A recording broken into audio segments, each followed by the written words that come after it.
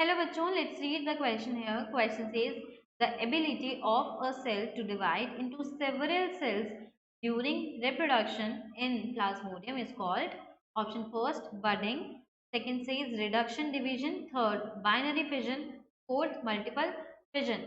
Question में हमसे पूछ रहे हैं कि एक सेल की एबिलिटी बहुत सारे सेल्स में डिवाइड होने की और देखने को किस में मिलता है, प्लाज्मोडियम के अंदर। तो इस कंडीशन को हम क्या बोलते हैं? की कॉन्सेप्ट इस क्वेश्चन के अंदर जो यूज हो रहा है वो है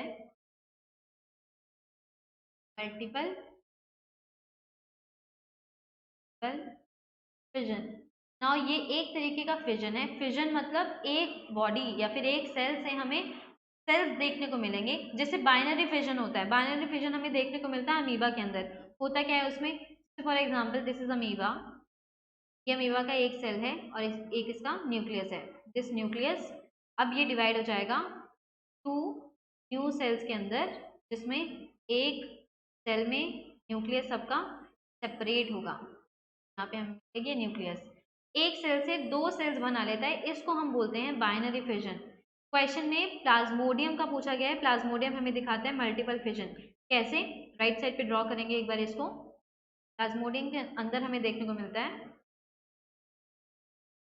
लाइक प्लाज्मोडियम, प्लाज्मोडियम, ये प्लाज्मोडियम का एक सेल है। यहाँ पे वन सिंगल सेल, सेल के अंदर ये हमारा न्यूक्लियस प्रेजेंट है।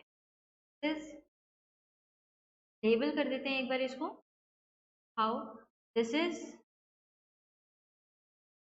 सेल, ये सेल का साइटोप्लाज्म है। दिस साइटोप्लाज्म ऑफ द, और ये है यस ऑर्गेनिज्म। क्या है ये? प्लाज्मोडियम।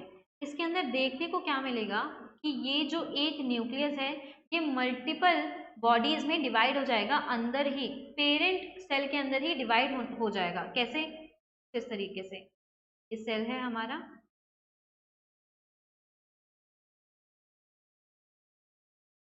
सेल के अंदर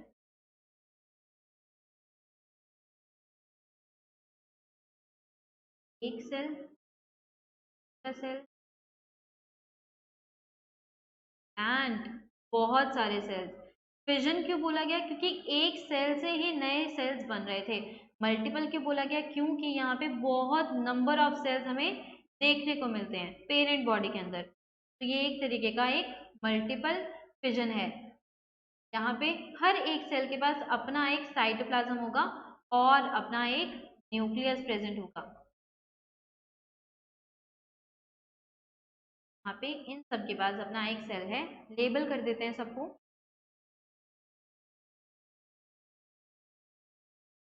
पेरेंट सेल, अंदर है जितने भी डॉटर सेल्स, सेल्स कहाँ प्रेजेंट है? साइड, जितने भी हैं हर एक डॉटर सेल के पास ये होगा उसका साइटोप्लाज्म और ये है उसका nucleus.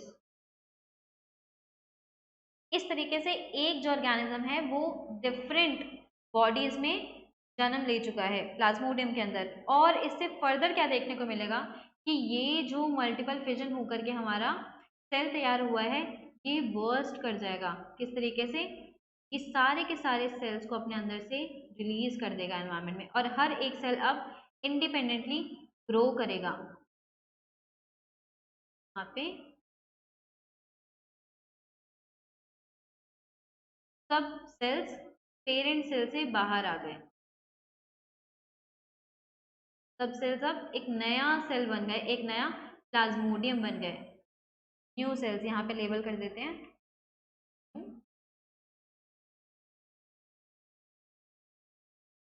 Daughter cell, daughter cells released.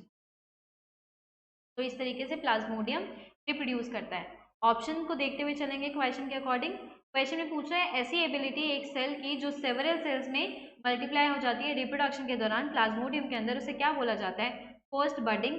Budding नहीं होता, बडिंग हमें देखने को मिलती है यीस्ट के अंदर, जिसमें वो एक जो सेल होता है अपने ऊपर एक और सेल का डेवलपमेंट कर लेता है बड की तरह, बड फॉर्मेशन की तरह। ये इनकरेक्ट हो गया।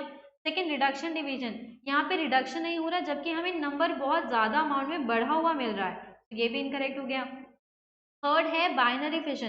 बाइनरी फिजन क्या होता है? बाइनरी फिजन हमने यहाँ पे बना करके देख लिया। क्या हो रहा है इसके अंदर? एक सेल से दो ऑर्गेनिज्म या फिर दो सेल्स हमें बड़े बड़े देखने को मिल गए।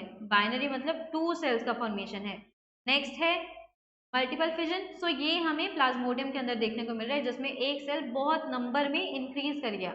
So the final answer to the question should be D, multiple fission. I hope you got the answer very well. Thank you. Best of luck.